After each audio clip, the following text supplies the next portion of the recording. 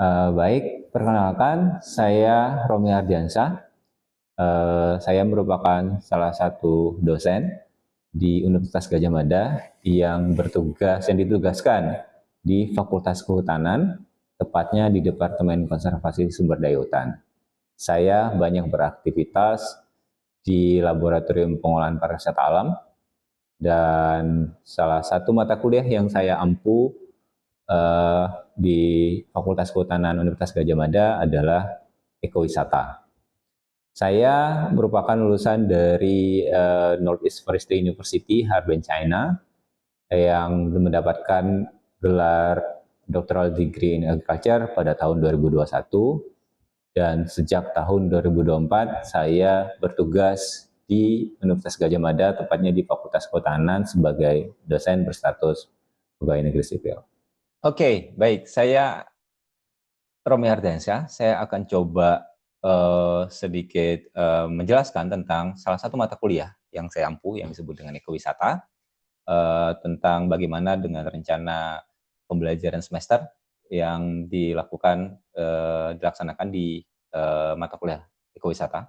Materi ekowisata ini merupakan salah satu mata kuliah wajib bagi mahasiswa di Fakultas Kehutanan dengan kode KTU 22224 yang diampu oleh saya, Romi Ardiansyah, yang merupakan mata kuliah ini sebenarnya ditawarkan oleh Laboratorium Pengolahan Pariwisata Alam di Departemen Konservasi Sumber Daya Hutan, Fakultas Kehutanan Universitas Gadjah Mada. Mata kuliah ini diampu oleh 3 dosen. Ini merupakan salah satu tim teaching, mata kuliah yang dikelola oleh tim teaching. Ada saya di situ, Dr. Insinyur Romi Ardiansyah, SHOT MSI, lalu ada juga Dr. Insinyur Kaharudin, SHOT MSI, dan ada Insinyur Retno Nur Utami, MP. Kami bertiga mengelola mata kuliah ini dengan metode membagi per pertemuan, biasanya antara 4 sampai 5 pertemuan per dosen, disesuaikan dengan topik yang memang kita bahas. Mata kuliah ini punya bobot 2 SKS, artinya ada 16 pertemuan per semesternya. Dan itu sudah termasuk UTS dan UAS karena dia 2 SKS, sehingga ini full kuliah, di mana satu pertemuan itu dilaksanakan selama 100 menit atau masing-masing 50 menit untuk setiap SKS-nya. Lalu bagaimana dengan metode dan pengalaman pembelajaran bagi mahasiswa? Metode pembelajarannya itu kita menggunakan sistem student-centered learning atau biasa disebut pembelajaran berpusat pada mahasiswa. Lalu juga ini juga berbasis project, jadi ada project based learning nanti yang akan dilakukan di situ. Pengalaman belajar mahasiswa yang kita tawarkan itu saat ada 2 hal, sinkronus dan asinkronus. Sinkronusnya ya kita nanti bertemu secara langsung, baik dalam hal baik dalam hal perkuliahan secara face to face atau perkuliahan secara online seperti ini. Itu dilakukan secara aktif berdiskusi mengenai materi dan kasus. Atau asinkronus, atau biasanya kita lakukan pembelajaran mandiri atau penugasan terstruktur, diharapkan mahasiswa dapat melakukan belajar mandiri atau berkelompok, mengerjakan kuis, refleksi materi, atau mengkaji literatur dan permasalahan di masyarakat. Deskripsi mata kuliahnya di sini, mata kuliah ini membahas konsep dan posisi ekowisata dalam pembangunan sektor kehutanan dan pariwisata, baik sistem pariwisatanya, serta aspek produk dan pasar ekowisata. Mahasiswa diharapkan mempelajari metode penilaian potensi sumber daya dan potensi pasar ekowisata, serta merumuskan alternatif pengembangan berbasis sintesis keduanya. Selain itu, dibahas juga kelembagaan dan pengelolaan ekowisata, lalu juga strategi pemasaran, dampak pembangunan ekowisata, serta manajemen pengunjung. Melalui teori, studi kasus, dan praktik mahasiswa diharapkan mampu merancang konsep dan strategi pengembangan ekowisata yang berkelanjutan di kawasan hutan. Apa capaian pembelajaran mata kuliahnya atau biasa kita sebut CPMK? Di sini mahasiswa mampu menjelaskan perbedaan antara pariwisata alam, dan ekowisata. Mahasiswa mampu menjabarkan pendekatan pembangunan ekowisata di kawasan hutan yang berkelanjutan berdasarkan fungsi pokoknya, berdasarkan beberapa alternatif sistem pariwisata yang tersedia. Lalu juga mahasiswa mampu mendeskripsikan aspek produk, permintaan, pasar ekowisata beserta cara penilaian potensinya. Mahasiswa diharapkan juga mampu mensintesis hasil penilaian potensi produk tersebut dan potensi pasar ekowisata dalam bentuk rekomendasi alternatif pengembangan kegiatan ekowisata. Mahasiswa mampu menjelaskan kelembagaan ekowisata, alternatif pelaksanaan pengolahannya, dan mahasiswa mampu menjelaskan tentang pemasaran, dampak ekowisata, dan manajemen pengunjung. Lalu seperti apa kita menjabarkannya? Bagaimana kita mendelivernya? Mendeliver mata kuliah ini dengan beberapa CPMK tadi. Oke, pokok bahasanya kita biasanya di pertemuan pertama ada disebut dengan kontrak pembelajaran dan pengantar. Biasanya kita akan bahas tentang posisi ekowisata dan kehutanan, lalu ada latar belakang dan beberapa definisi dari pariwisata, ada sistem pariwisata, ada jenis dan bentuk pariwisata alam, ada produk pariwisata alam yang akhirnya kita pecah jadi dua, antar kita akan bahas dari atraksi, lalu kita akan bahas tentang fasilitas dan pelayanan. Lalu pertemuan ke-7 akan ada diskusi di situ. Nanti mahasiswa akan diberikan studi kasus untuk didiskusikan, untuk dibahas di kelompok, sehingga terjadi pemahaman lebih mendetail, lebih mendalam tentang ekowisata itu sendiri berdasarkan 6 pertemuan sebelumnya. Lalu setelah itu kami lanjut ke UTS, di mana itu salah satu metode evaluasi yang kami gunakan. Lalu setelah UTS ada materi tentang permintaan pariwisata dan aspek-aspeknya, karakteristik pengunjung, perilaku pengunjung dalam berwisata alam, pemasaran dan segmentasi pasar untuk wisata alam industri atau ekowisata, daya dukung kawasan pariwisata alamnya, dan dampak pembangunan pariwisata alam. Setelah itu, setelah 6 pertemuan kita akan melakukan diskusi lagi, sehingga kita tahu pemahaman-pemahaman ini tuh dapat diimplementasikan oleh mahasiswa dalam bentuk studi kasus tadi. Jadi selalu ada studi kasus yang harus dibahas berdasarkan topik-topik yang dibahas pada bagian tersebut. Nah, nanti sisanya pertemuan terakhir yaitu di UAS itu sebagai evaluasi akhir dari pembelajaran untuk mata kuliah ekowisata. Lalu bagaimana apa saja referensi-referensi yang digunakan? Kami biasanya menggunakan buku ini, Fenal David, Ecotourism for Editions. Itu salah satu buku pegangan kami. Lalu juga ada, karena ekowisata tidak akan jauh dari ilmu pariwisata sendiri, kita menggunakan pengantar ilmu pariwisata. Lalu juga kita menggunakan buku dari Vandeli dan Mochlison tahun 2000 tentang pengusahaan ekowisata yang di-publish di Fakultas Kehutanan di Pustaka Pelajar. Itu referensinya. Lalu bagaimana kita mengevaluasi? Oke. Cara evaluasi umum kita biasanya menggunakan UTS dan UAS dengan komposisi masing-masing 40%, namun tetap ada di dalamnya itu tugas dan kuis, karena kita tetap memberikan tugas, kita tetap memberikan kuis agar kalau tugas ini biar bisa ada pembelajaran mandiri yang dilakukan. Dan itu akhirnya nanti kita akan diskusikan tadi di salah satu pertemuan itu ada namanya diskusi. Nah, itu adalah gimana cara mereka bisa mendeliver tugas-tugas itu. Lalu berikutnya kuis ini sebenarnya tugas ini sebenarnya tujuannya untuk meningkatkan pengetahuan mahasiswa tentang materi pembelajaran yang kita miliki. Namun tidak lupa dari hard skill itu soft skill-nya seperti sikap yang kita sangat junjung tinggi, kita harapkan tetap dijaga oleh mahasiswa. Salah satunya tentang kehadiran yang minimal 5%, adanya keaktifan dalam kegiatan belajar mengajar, sehingga kita ketika mengajar tuh sifatnya interaktif. Jadi karena kita terus harus meningkatkan rasa keingintahuan dari mahasiswa itu sendiri, dan harus tertib. Ya, karena tertib umumnya karena ini mata kuliah wajib, biasanya mahasiswa yang mengambil mata kuliah ini cukup banyak, sehingga ketertiban itu sangat harus dijaga. Itu mungkin dari penjelasan secara CPMK, penjelasan secara umum dari RPKPS untuk mata kuliah ekowisata ini. Baik, sekian dari saya. Terima kasih. Halo semuanya. Bertemu lagi dengan saya, Romi Ardiansyah, di mata kuliah ekowisata. Gimana kabarnya hari ini? Sudah siap kita berwisata hari ini untuk berwisata di dalam konteks mata kuliah kita, ekowisata. Ya, hari ini kita akan coba bahas tentang apa itu definisi wisata alam dan ekowisata. Dan mungkin teman-teman masih ingat di pertemuan sebelumnya kita coba bahas soal posisi pariwisata di dunia kehutanan atau posisi kehutanan di dunia pariwisata itu seperti apa. Dan apa sih potensi dari dunia kehutanan itu, potensi dari kawasan hutan itu terhadap pariwisata itu sendiri. Dan juga ya, seperti apa sih perlunya paradigma produksi hutan itu dengan yang selama ini terjadi, dan bagaimana kita menggeser itu ke kegiatan wisata yang awalnya ekstraktif, sekarang kita berbeda. Ya, kita sudah bahas itu di pertemuan sebelumnya. Sekarang kita akan bahas soal apa itu wisata, wisata alam, dan ekowisata. Oke? Nah, sebelum kita benar-benar masuk, coba teman-teman lihat ini. Apa gambar yang ada di sini? Ada yang tahu? Oh ya, silahkan.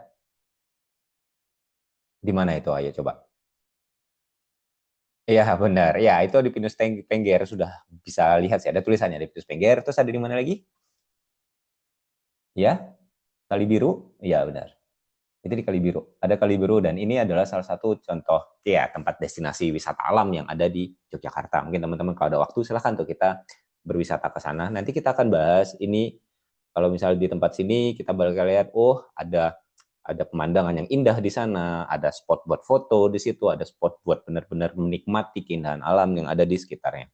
Ini yang nanti akan kita bahas ini tuh wisata alam atau ekowisata atau ya wisata aja sebenarnya gitu.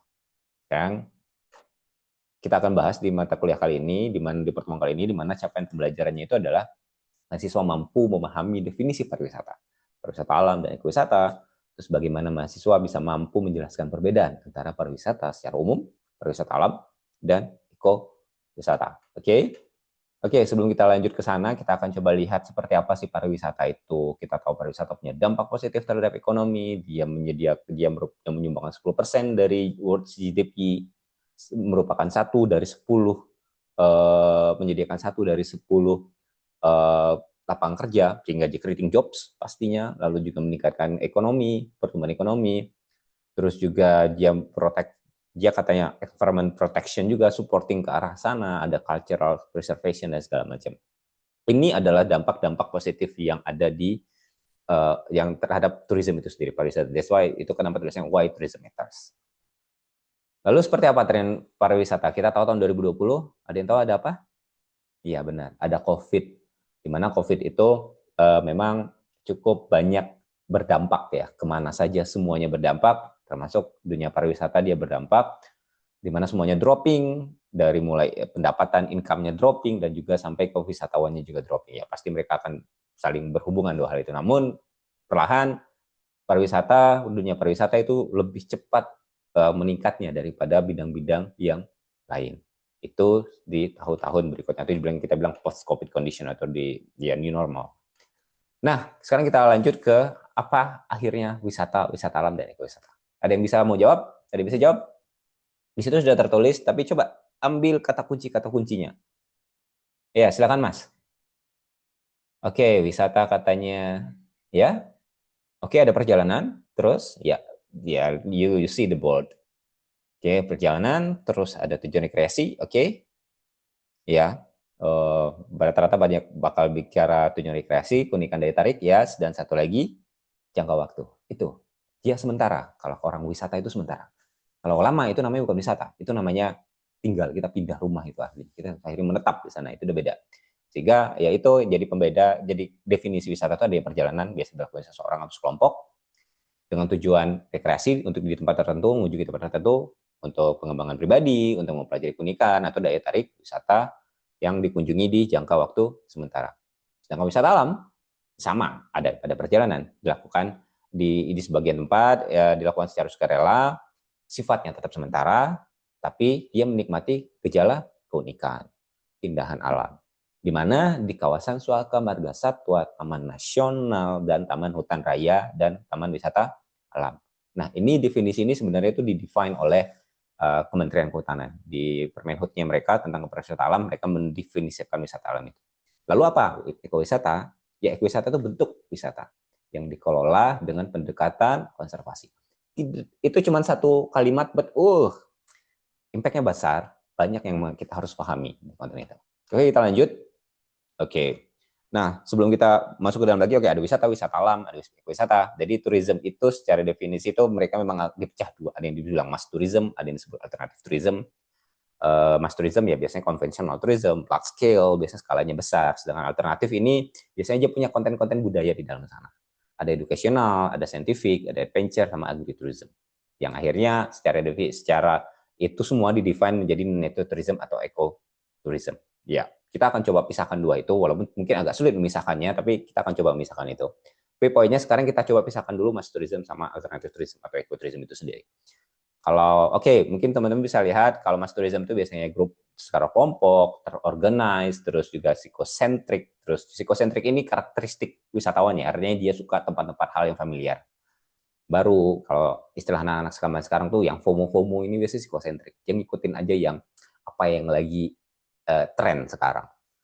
Biasanya kegiatan sightseeing, kalau terhadap lingkungan biasanya dia agak low appreciation, terus juga bersifat pasif, harus full service, dan rata-rata atraksinya tuh banyak yang man-made, terus juga dimiliki oleh investor. Sedangkan ekoturism atau wisata alternatif tourism itu biasanya dia kalaupun kelompok itu terbatas atau bahkan lebih banyak individual. Kegiatannya bersifat independen dan karakteristik wisatawan itu alosentrik. Alosentrik ini adalah wisatawan yang sangat suka hal-hal yang baru, sangat suka tantangan-tantangan yang baru, dan dia tidak FOMO sih bahasa istilahnya ya. Itu alosentrik. Dalam kegiatan utama ekowisata adalah edukasi, pendidikan. Itu jadi kuncinya, adanya edukasi di situ. Dia sangat high appreciation terhadap lingkungannya, sangat secara kegiatan dia sangat aktif. Fasilitasnya gimana? Sangat terbatas. Itu kuncinya aja sangat terbatas, dan atraksinya mainly tentang terutama tentang utamanya itu ada alam dan budaya, dan juga dimiliki oleh lokal community. Itu pembeda-pembedanya, jadi kita bisa tahu, udah bisa beda ini, mass tourism di sini, alternative tourism di sini. Jadi sudah nyaman, kita bisa bedain dua hal itu. Nah, sekarang seperti apa prinsipnya ekowisata? Ekowisata itu secara prinsip dia itu memang ada konservasi, lingkungan hidupnya harus ditingkatkan, adanya keterlibatan masyarakat di situ, adanya pendidikan konservasi di sana. Nah, itu yang jadi prinsip-prinsip kegiatan ekowisata yang ada di sana itu, yang dilakukan itu seperti itu. Ya. Dan sehingga ekowisata itu tidak hanya dipandang sebagai produk. Ya. Tahu kan kalau dipandang sebagai produk artinya apa? Ada yang bisa jawab? Kenapa ekowisata tuh kalau dipandang sebagai produk tuh kayak gimana? Ya, silakan Mbak. Apa? So ya benar. So ekowisata dipandang produk itu ya karena itu produknya, itu yang ditawarkan, itu atraksinya, itulah produk. Tapi ekowisata juga dipandang sebagai pasar. Karena tadi kita lihat, pasarnya clear, alosentrik. Karakteristik wisatawannya itu alosentrik. Dia suka hal-hal yang baru, dia suka tantangan. Sehingga itu yang membuat kegiatan ekowisata itu harus benar-benar dirancang bagaimana pengalaman yang ditawarkan oleh ekowisata itu bisa mengikuti pasarnya. Gitu. Oke, dan sangat segmented pasti. Walaupun itu bukan bahasan kita sekarang, nanti akan ada di pertemuan berikutnya kita akan bahas tentang pasar ekowisata itu seperti apa. Dan terakhir, ekowisata adalah pola pengelolaan. Tadi kita lihat sangat terbatas, limited facilities, harus ada keterlibatan masyarakatnya di situ, karena sebenarnya itulah community based tourism sebenarnya. Terus ada kegiatan konservasi lingkungan di sana, ada pendidikan konservasi di sana. So, ekowisata itu ada satu pengolahan dari satu wisata, sehingga itulah kenapa ekowisata itu disebutnya adalah dikenal sebagai salah satu contoh pengolahan wisata berkelanjutan. Ya, sehingga saya sempat menyampaikan sebelum-sebelumnya ke rekan-rekan kalau misalnya kita diskusi ekowisata, tidak ada istilah ekowisata berkelanjutan. Ya karena berkelanjutan, ekowisata itu kata berkelanjutan itu sudah inherent di dalam ekowisata itu. Dia sudah menyatu dengan kata ekowisata itu. Sehingga ekowisata jika dikelola dengan baik atau kawasan wisata yang sudah dikelola dengan baik, dengan wisata alamnya, dengan segala macamnya, dengan ada pengolahannya, ada pasarnya, ada produknya ini, ya dan berkelanjutan, ya itu adalah contoh dari ekowisata itu sendiri. Paham ya? Udah bisa paham ya dari situ? Ini dimensinya, secara dimensi kita tahu ada yang di dimensi ekowisata itu wilayahnya alami, yes, karena ya wisata alam ya agak-agak deket gitu kan. Jadi wisata tempatnya tepat, tujuannya edukasi, rekreatif, tetap harus ada rekreatif. Ada rekreasi di sana, ada konservasi lingkungan, dan akhirnya dapat meningkatkan kesejahteraan masyarakat. Atraksinya ada pemandangan alam, flora fauna, biodiversitas, dan ada budaya. Manajemennya, pengolahannya gimana? Berprinsip berkelanjutan seperti yang kita bahas tadi. Kita cerita. Itu dimensinya, ciri ekowisatanya, dia punya kontribusi bagi konservasi biodiversitas, memberikan kontribusi terhadap kesejahteraan masyarakat, adanya kegiatan belajar di sana, adanya kegiatan bertanggung jawab oleh masyarakat dan industri pariwisata, dilakukan oleh kelompok bisnis skala kecil, penggunaan sumber dayanya juga sumber daya tidak terbarukan itu seminimal mungkin. Atau kita biasanya yang tadi sempat dibilangnya dia fasilitasnya limited facility, ya. Lalu juga ada penekanan pada partisipasi kepemilikan dan kesempatan berusaha bagi masyarakat lokal itu. Lalu ada prinsip ekowisata apa? Di sini dia bilangnya ada minimum dampak, ya. So dia harus meminimasi dampak yang terjadi terhadap alam. Oke, lalu juga nanti kita akan bahas itu nanti tentang dampak wisata itu mungkin di pertemuan-pertemuan kedepannya kita akan bahas soal itu. Adanya pendidikan konservasi, adanya pendapatan langsung pada kawasan, partisipasi masyarakat dalam perencanaannya juga harus diikutsertakan, masyarakat penghasilan masyarakat dapat meningkatkan penghasilan masyarakat, terus juga keharmonisan dengan alam, ada daya dukung lingkungan juga di situ dan ada pendapatan negara. Sehingga itulah kenapa ekowisata itu sempat dianggap ya itulah solusi dari tiga hal ini ya. Tiga paradigma ekologi, ekonomi, sosial, that is ekowisata. Dia yang menyatukan semua itu, menyimbangkan semua itu, ya pasti ketika seimbang ada yang harus awalnya kita kejar tinggi harus kita turunkan, yang awalnya dulu tertekan harus kita naikkan, dan ya semuanya harus dapat dampak baik dari ekowisata ini. Oke, cukup. Jika cukup, ini refleksinya, coba mulai teman-teman perhatikan destinasi ekowisata yang pernah dikunjungi. Apa sudah dapat didefinisikan sebagai ekowisata? Lalu apa yang menjadi pembeda antara ekowisata dan wisata secara umum? Itu coba teman-teman refleksikan, coba teman-teman pahami agar lebih bisa memahami ekowisata itu seperti apa, baik dari sisi pengolahannya, baik dari sisi produknya, dan baik dari sisi pasarnya. Baik, jika ada pertanyaan silahkan. Ya, silahkan Mbak. Oke, ya, pembeda utama ekowisata masih tetap kurang clear. Oke, pembeda utama ekowisata dan wisata alam, poinnya itu adalah pendidikannya. Harus ada pendidikan konservasi di situ. Ya, terlibat masyarakatnya juga harus dilihat di sana. Masyarakat nggak yang owning lokasi itu sebenarnya masyarakat nggak sih? Mereka nggak sih, mereka punya pengolahan yang jauh lebih besar nggak sih di situ. Itu jadi kunci-kuncinya sehingga kita bisa katakan, oh ini ekowisata, ini wisata alam.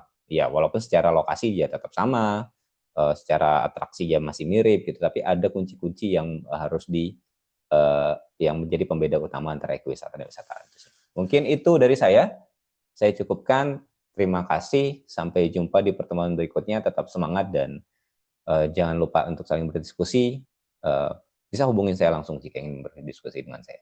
Baiklah, saya cukupi. Terima kasih. Saya tutup. Assalamualaikum warahmatullahi wabarakatuh.